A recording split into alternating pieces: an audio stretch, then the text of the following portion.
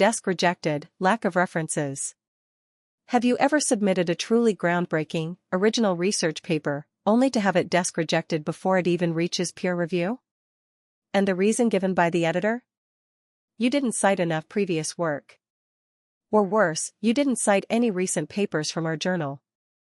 Welcome back to the channel. Today, we are talking about the dark side of academic publishing. The modern peer review system tells us that every paper must be built on a mountain of citations.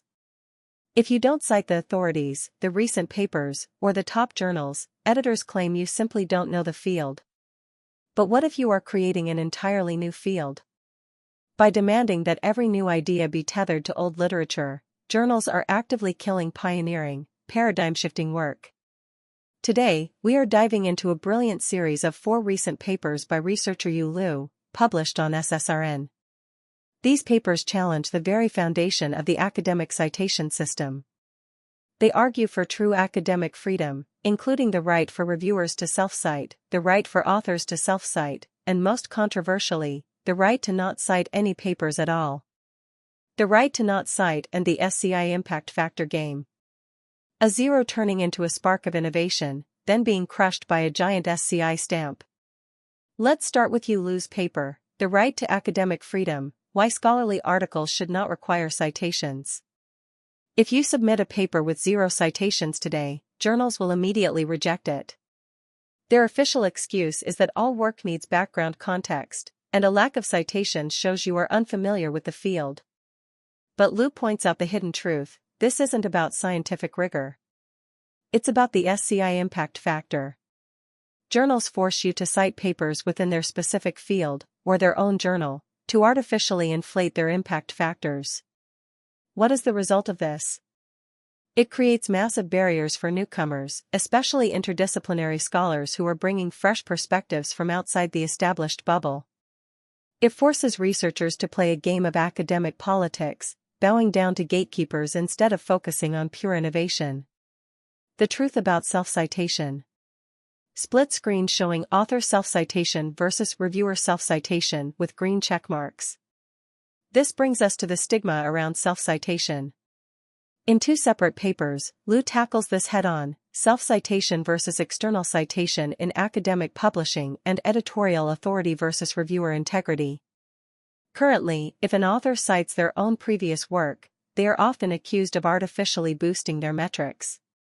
If a reviewer asks an author to cite the reviewer's work, editors call it unethical. But Liu argues the exact opposite. An author has the absolute right to cite their own foundational work to build upon their own theories. Furthermore, if a reviewer is a genuine expert in a niche topic, they should have the right to point the author to their own relevant work. Banning reviewer self-citation under the guise of ethics is often just editorial overreach that suppresses valuable academic discourse. Cargo cult science and the paradox of consensus. A pile of papers with a giant flawed stamp on them. Finally, we reach the core of the problem, addressed in Liu's 4th paper, The Paradox of Consensus. We are often told by reviewers to cite academic authorities or highly cited recent papers.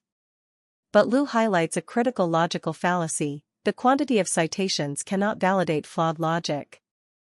Just because a paper has been cited 1,000 times does not make it scientifically true. By forcing researchers to cite authoritative figures just to get published, we have turned academic research into a massive game.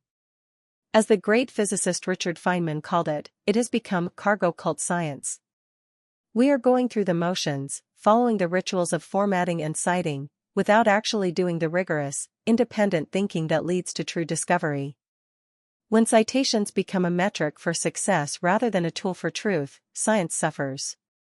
Conclusion and call to action. It is time we stop treating citations as a currency and start treating them as what they are: optional tools. Yue Liu's 4 papers provide a much-needed critique of the academic gaming system. If you have ever been desk rejected for lack of references, or forced to cite a paper just to appease a reviewer, you need to read these articles. I've linked all 4 of them in the description below. What do you think?